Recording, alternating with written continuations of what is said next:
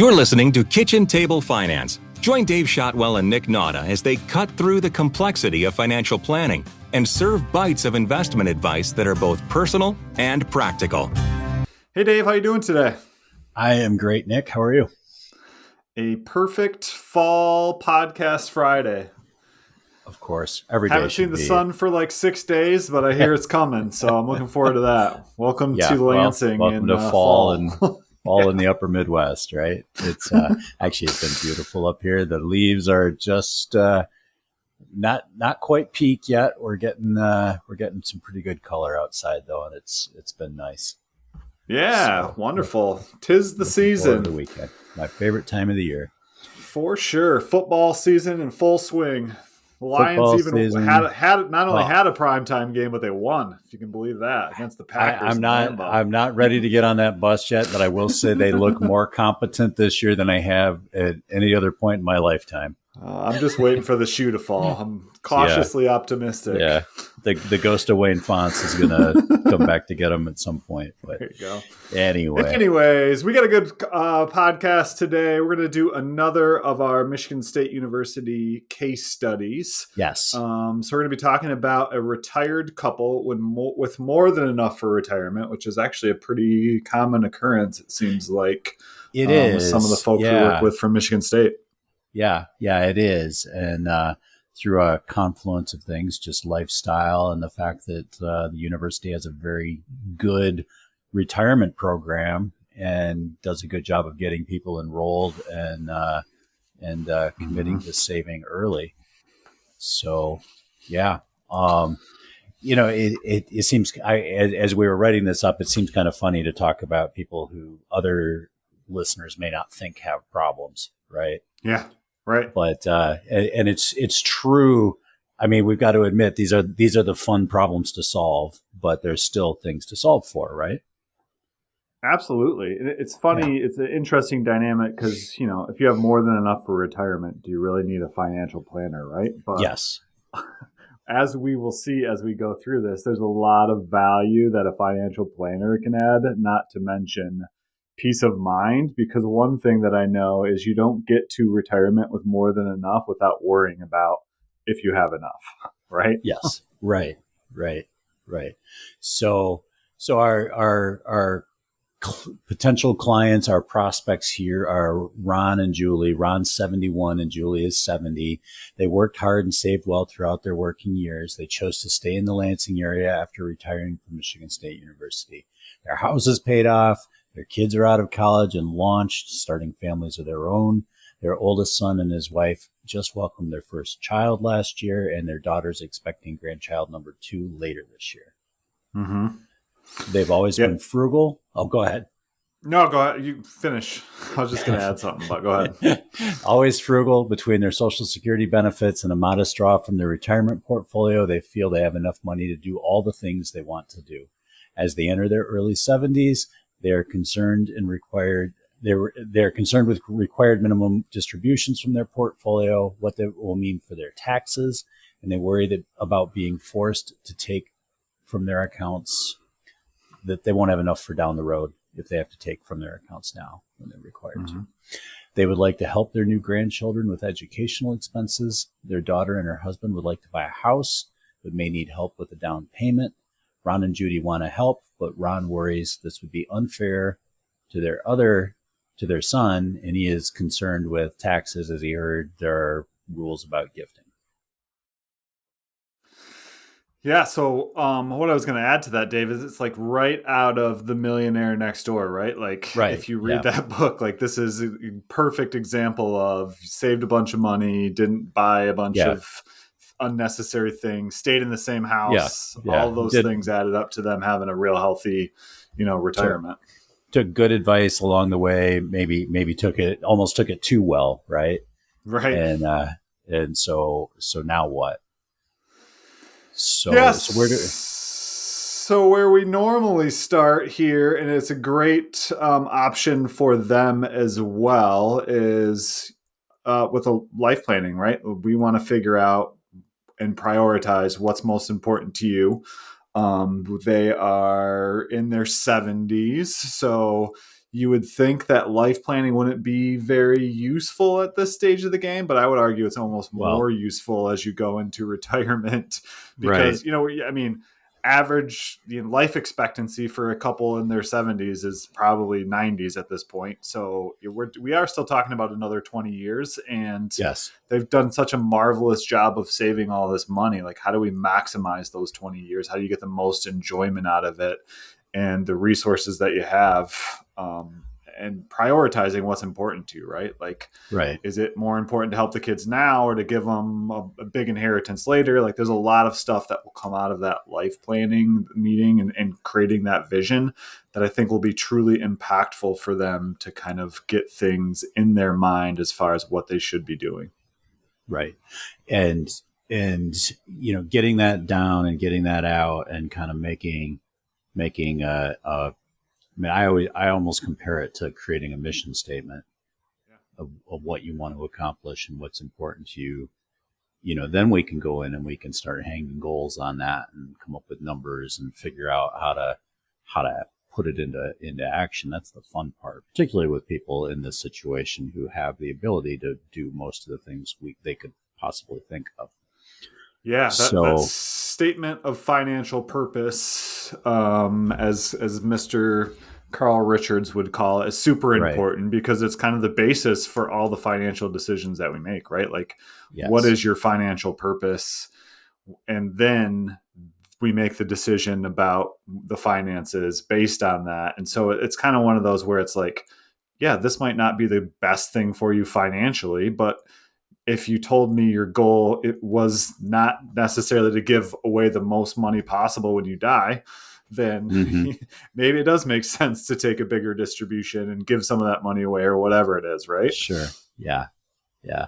So after the life planning process, we always work that into the financial planning process, and that's where the software and the spreadsheets and the projections come in to kind of say, yes, here's the baseline. You've told us you plan to spend, you need to spend $7,000 a month between the two of you. You've got $5,500 a month in Social Security coming in. You've got these resources, that are more than adequate to create the rest. And this is kind of how we would project, best case, worst case scenarios for your portfolio as you age.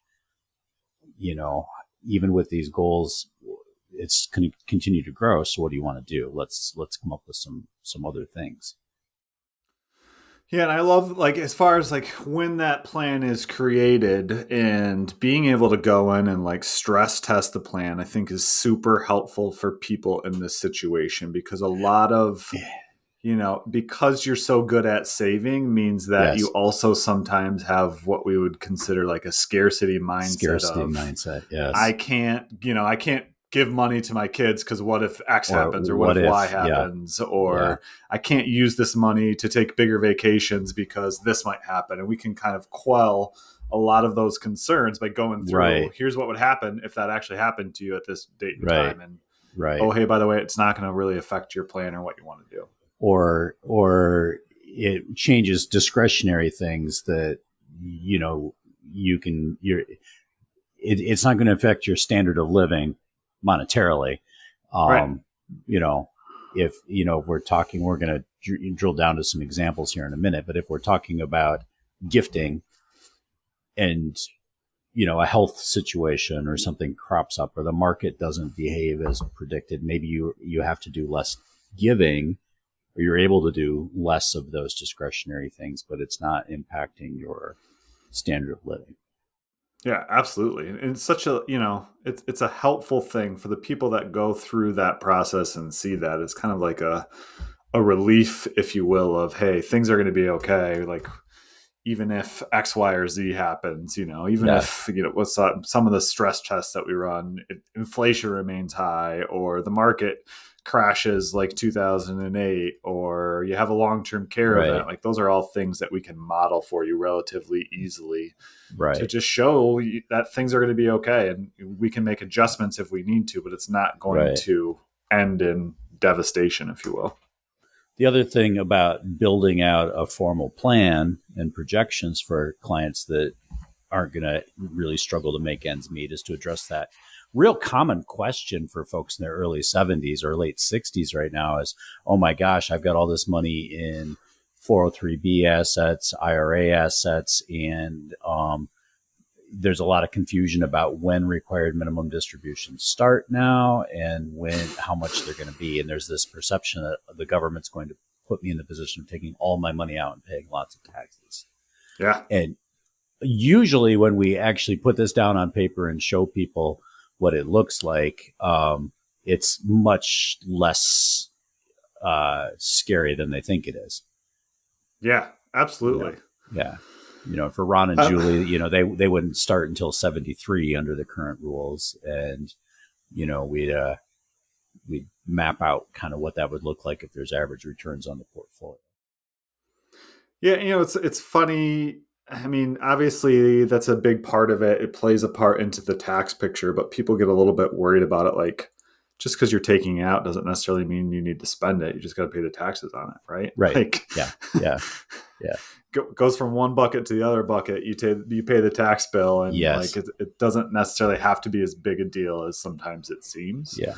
But yeah, it can eventually over time have tax ramifications, that there's things that we could consider doing to keep that a little bit more in line, but it's definitely not as big of a stress as sometimes it's made out to be.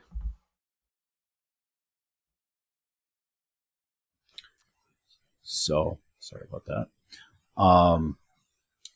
So we can start talking to Ron and Julie about specific goals, such as, they've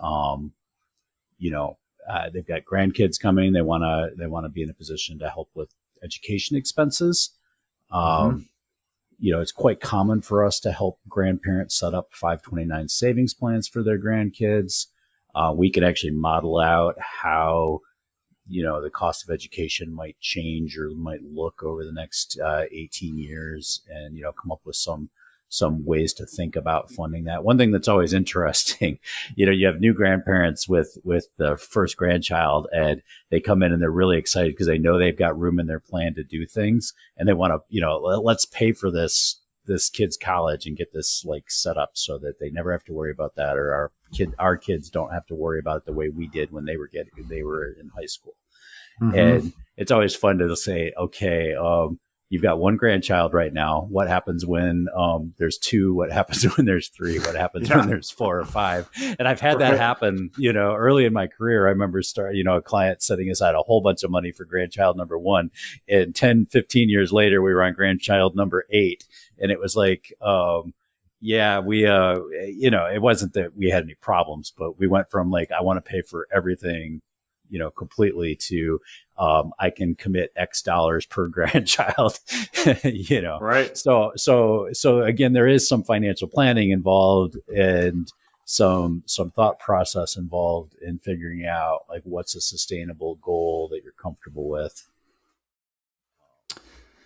Yeah, absolutely. And another thing that we kind of touched on in the summary, but that's interesting here is, and we see it quite often, is sometimes, if you have more than one child, maybe only one of your kids has kids themselves. So you have grandkids for one child and the other child doesn't have grandkids. And so then it's always the dynamic of, am I helping, my first child more because they have kids versus the other one? And is that fair? And there's a lot of, kind of thought that goes into that and maybe stress around that. Like, I want to be fair to each kid. And how do I think through the dynamics of, I'm helping my grandkids for one of my kids. My other kid doesn't have grandkids. So how do I even that out, if you will?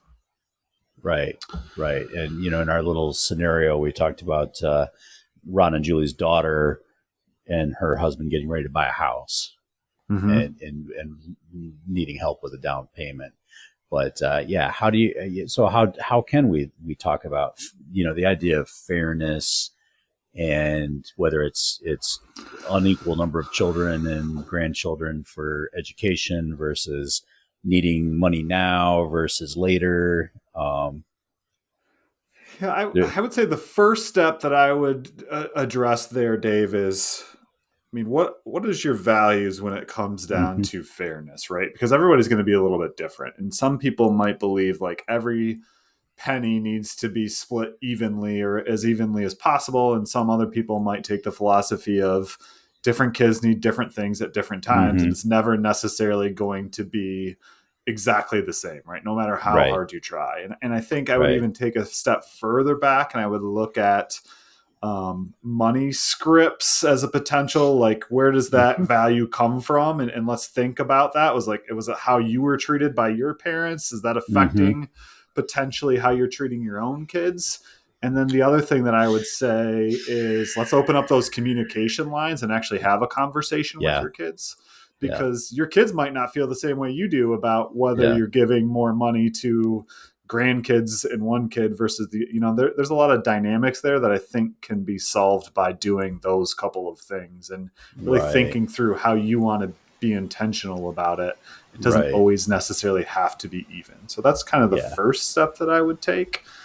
And then there's always ways to even it up, in the end, if you want to, as far as percentages of beneficiaries. If you help one kid more than the other, you could potentially, account for that later on if you wanted to. I mean, there's a couple different ways to do that, Yeah. but I think the biggest thing in that is communication, right? I've had clients over the years do it pretty much every way you possibly could. I've had some Yeah. that just said, "I'm not worried about it. My kid, my daughter has and her husband are financially set. My other children need more help, and that's just what Mm-hmm. I'm going to do."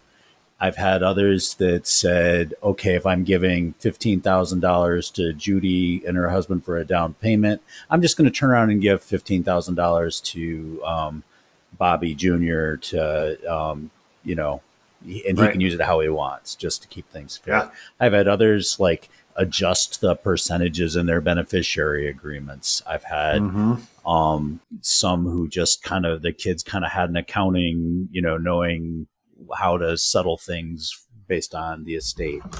Right. Um, I guess my overall experience, and I guess, this is anecdotal, and I'm sure there's every family's different. Like you said, money scripts, all that plays a role. This probably lives in parents' heads more than it does in their kids. Yeah, absolutely. It's not uncommon. I've had clients pass away and the kids kind of chuckled about how mom was so worried about it being fair for everybody, and they didn't really care. Yeah. So you just never know. And at a certain point, you just need to make a decision and move on. Absolutely. And I would echo that in terms of like, do whatever makes you feel the best and stresses you Yeah. out the least, because Yeah. ultimately it's your money, right? Like if it's Right. stressing you out to make sure the kids are even, you need to Well, really think about how that affects you and the decisions you're making and find a yeah. solution that you feel good about and stick with it. And very, very rarely in my experience are adult children counting on an inheritance to fix their financial situations. And I guess in that situation, we deal with a lot of, younger retiree, folks in their 60s or 70s that are dealing with or have recently dealt with their own parents passing. And, those folks are clients. If the generation two are clients of ours, we're not counting on, X dollars coming from mom's estate to, pay off a mortgage or to put somebody through college. We don't ever promote that as sound financial planning. Yeah, it's usually more of a, hey, my mom's pretty well off. If it happens, we might get an inheritance, but we're not like, it's not part of our plan until it happens, and we won't worry about it. And we'll make sure mom uses her money to take the best care of herself that she can and deal with the, whatever's left at that point if we need to. Yeah. So, one thing that we mentioned in the summary is that Ron in our little scenario was worried because he'd heard there were, tax rules around giving money to their kids. And I think people make a lot more of that than they generally need to. It's not that it's something you completely ignore, but, essentially you can give $17,000 per gift or per recipient, per gifter in this year. So a husband and wife can give $34,000 to one of their children and another $34,000 to that child's spouse without doing anything. Right. And the catch is, if you go over that, no one owes tax on it, at least not right away, unless you're fortunate enough to be in a situation where your estate is so large that you're going to have to pay estate taxes. But it has to be documented on a gift tax return that you used up some of the estate tax exclusion that you're allowed to use during your lifetime. So, if your child needs $30,000 to purchase a house, you can do that, and you can give them that money. And if it's more than $17,000 per person giving it per recipient, then you just have to make sure you document it when you do your taxes. Right. Yeah, that one always gets it's like a little bit bigger deal than people make it out to be. But again, we don't normally run into clients that have estate tax issues.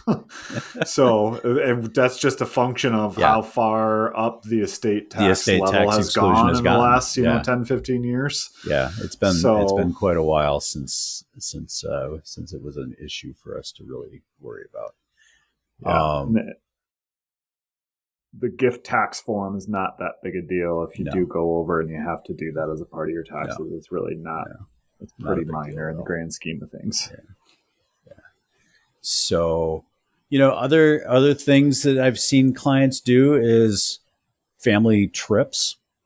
Take all the kids and grandkids to Disney World, or some on a cruise, or something neat like that. I've had clients that every year for a number of years rented out the same set of cabins on a lake for a week every summer and got the whole family together. These are not inexpensive endeavors, but they say spend your money on experiences, right? And family connections.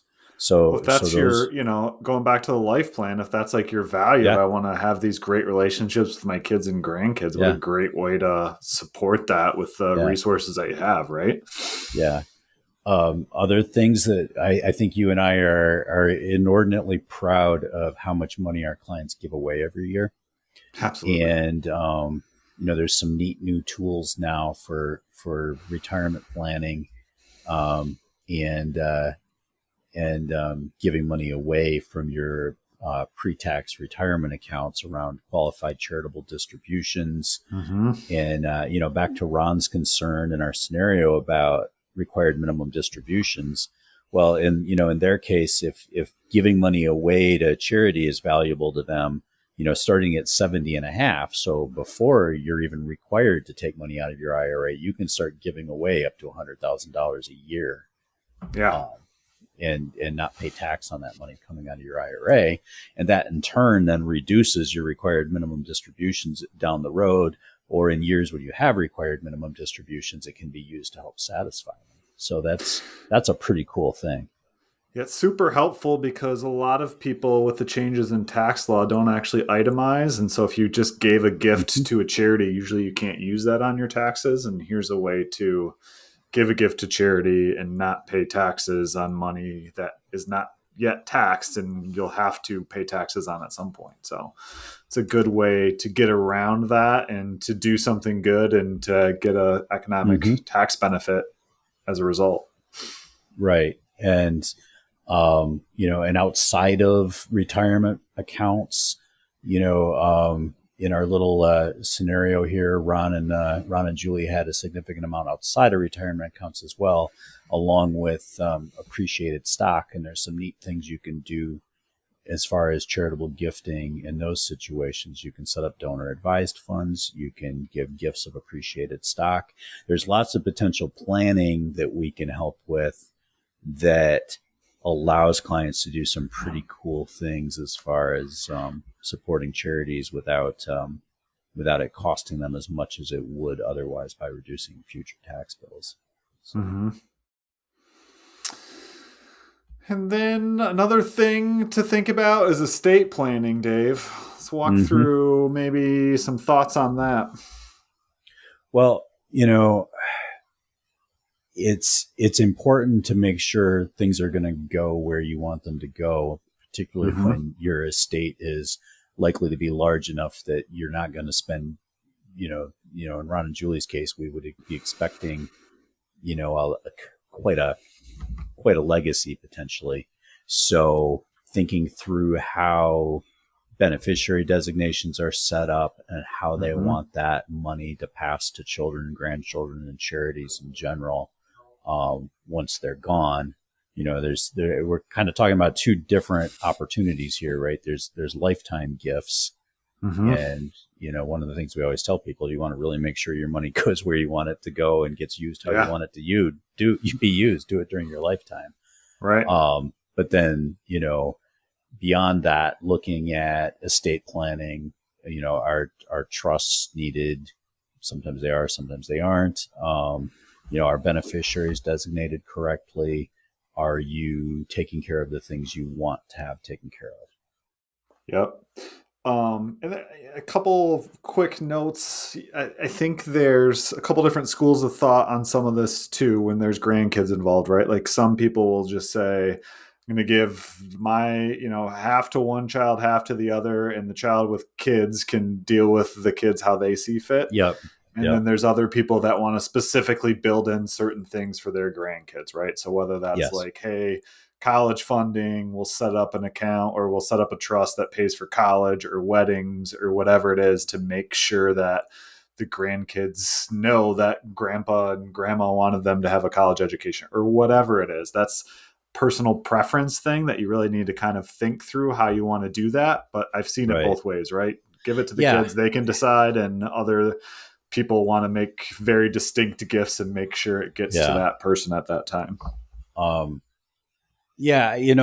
when clients ask me about this stuff, I lean, my bias is, do the best you can while you're alive to instill the right values and teach the right lessons and let them know how you want the money to be used, but don't be overly controlling from beyond the grave, right? Yeah, for sure. But, we've always got to be careful about presupposing our values onto our clients.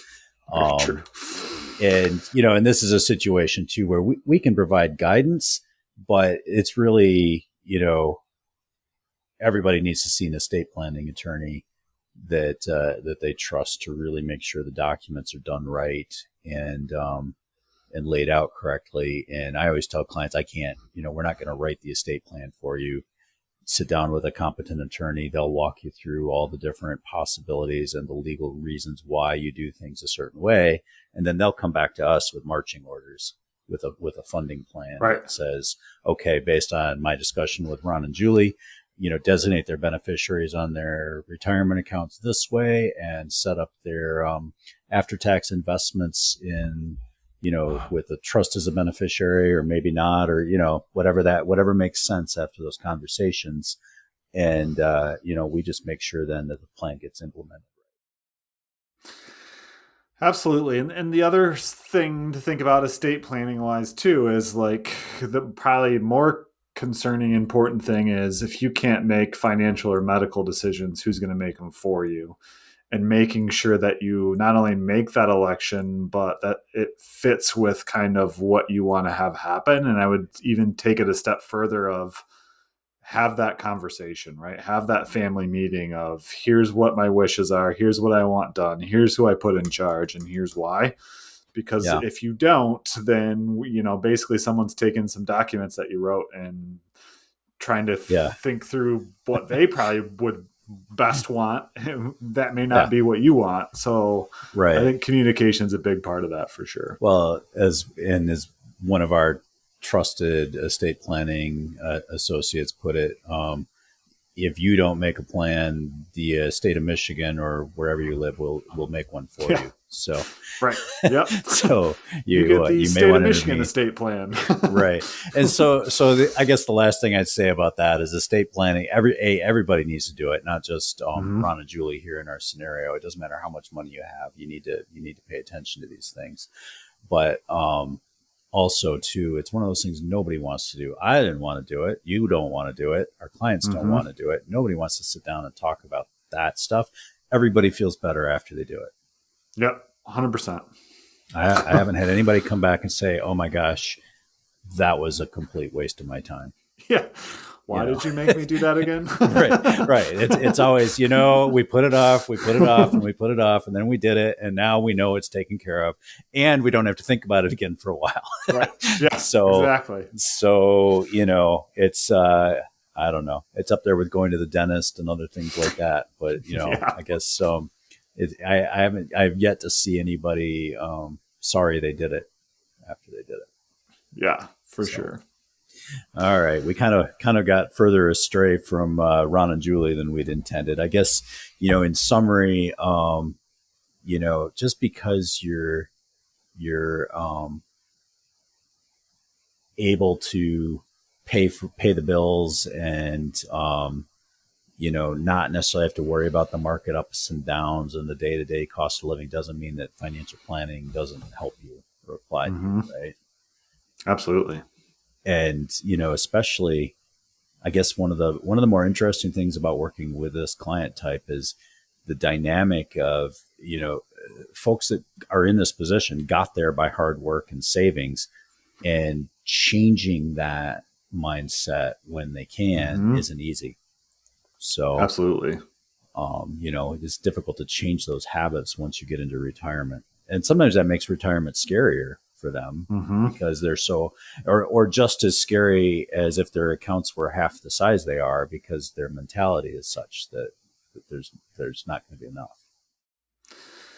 Yeah, it kind of goes back to that scarcity mindset. And one of the things that we didn't talk about that I think is important for someone like this is, at 70, you're on the cognitive decline, right? Like making decisions, things like that are going to get harder and harder. It's just the way it is, the way, the brain works. And so having that relationship, setting it up, having someone that knows how or what you want, and being able to work with them for them to manage everything and let it's going to be okay, gets more and more important as that progression continues, right? And so I think it's just one of those dynamics that people kind of forget about or don't want to talk about, but super important. Definitely. All right. Anything else to say about Ron and Julie? I don't think so. This has been a fun one. We got into a lot more than I thought we would, but it just goes to show you how important planning is, even if you have a great jump start, right? Yeah, absolutely. So, as always, been a pleasure, Dave. To our listeners out there, if you have any questions, feel free to reach out to us at info@srbadvisors.com. As always, been a pleasure, Dave. Thanks, Nick.